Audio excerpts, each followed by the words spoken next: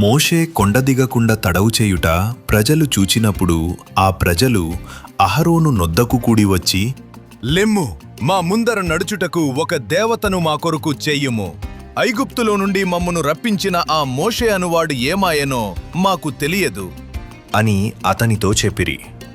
అందుకు అహరోను, మీ భార్యలకు, మీ కుమారులకు, మీ కుమార్తెలకు చెవులనున్న బంగారు పోగులను తీసి నా యొద్దకు తెండి అని వారితో చెప్పగా, ప్రజలందరూ తమ చెవులనున్న బంగారు పోగులను తీసి అహరోను నొద్దకు తెచ్చిరి. అతడు వారి యొద్ద వాటిని తీసుకొని పోగరతో రూపమును ఏర్పరచి దానిని పోతపోసిన దూడగా చేసెను. అప్పుడు వారు, ఓ ఇశ్రాయేలు, ఐగుప్తు దేశములో నుండి నిన్ను రప్పించిన నీ దేవుడు ఇదే అనిరి. అహరోను అది చూచి దాని ఎదుట ఒక బలిపీఠము కట్టించెను. మరియు అహరోను, రేపు యెహోవాకు పండుగ జరుగును అని చాటింపగా, మరునాడు వారు ఉదయమున లేచి దహన బలులను సమాధాన బలులనర్పించిరి. అప్పుడు జనులు తినుటకును త్రాగుటకును కూర్చుండి ఆడుటకు లేచిరి. కాగా యెహోవా మోషేతో ఇట్లనెను, నీవు దిగి వెళ్ళుము. ఐగుప్తు దేశము నుండి నీవు రప్పించిన నీ ప్రజలు చెడిపోయిరి. నేను వారికి నియమించిన త్రోవ నుండి త్వరగా తొలగిపోయి తమ కొరకు పోతపోసిన దూడను చేసుకొని దానికి సాగిలపడి బలినర్పించి, ఓ ఇశ్రాయేలు, ఐగుప్తు దేశము నుండి నిన్ను రప్పించిన నీ దేవుడు ఇదే అని చెప్పుకొనిరి అనెను. మరియు యెహోవా ఇట్లనెను, నేను ఈ ప్రజలను చూచియున్నాను. ఇదిగో వారు లోబడనొల్లని ప్రజలు. కావున నీవు ఊరకుండుము. నా కోపము వారి మీద మండును. నేను వారిని కాల్చివేసి నిన్ను గొప్ప జనముగా చేసెదను అని మోషేతో చెప్పగా, మోషే తన దేవుడైన యెహోవాను బ్రతిమాలుకొని, యెహోవా, నీవు మహాశక్తి వలన, బాహుబలము వలన ఐగుప్తు దేశములో నుండి రప్పించిన నీ ప్రజల మీద నీ కోపము మండనేలా. ఆయన కొండలలో వారిని చంపునట్లును, భూమి మీద నుండి వారిని నశింపచేయనట్లును కీడు కొరకే వారిని తీసుకొని పోయెనని ఐగుప్తీయులు ఏల చెప్పుకొనవలెను. నీ కోపాగ్ని నుండి మల్లుకొని నీవు నీ ప్రజలకు ఈ కీడు చేయక దాని కూర్చి సంతాపపడుము.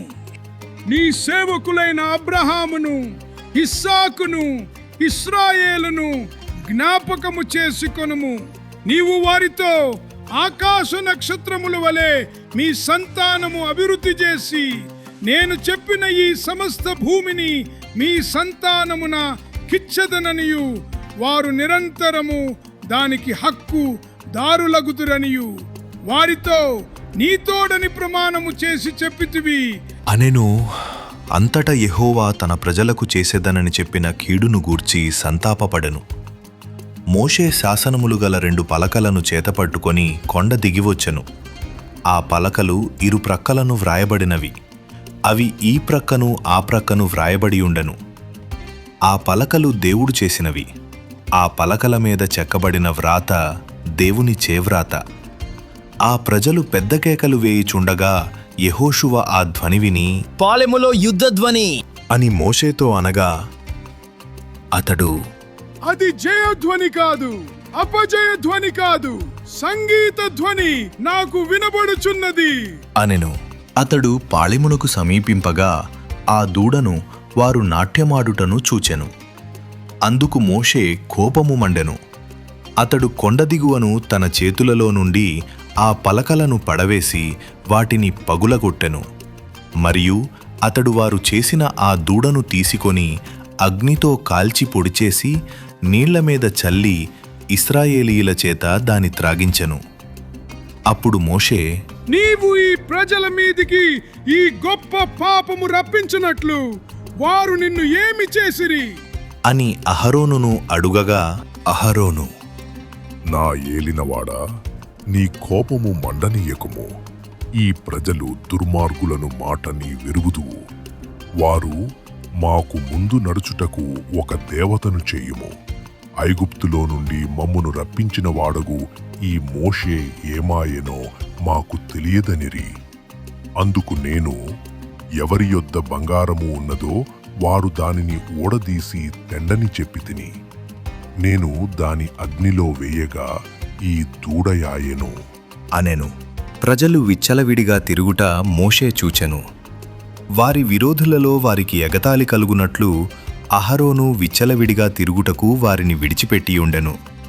అందుకు మోషే పాలెము యొక్క ద్వారమున నిలిచి, యెహోవా పక్షముననున్న వారందరూ నా యొద్దకు రండి అనగా లేవీయులందరును అతని యొద్దకు కూడి వచ్చిరి.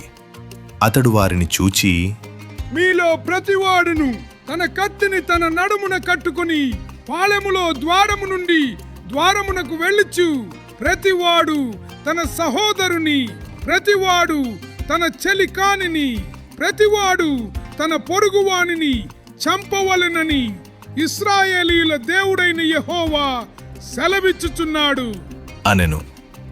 లేవీయులు మోషే మాట చొప్పున చేయగా ఆ దినమున ప్రజలలో ఇంచుమించు 3000 మంది కూలిరి.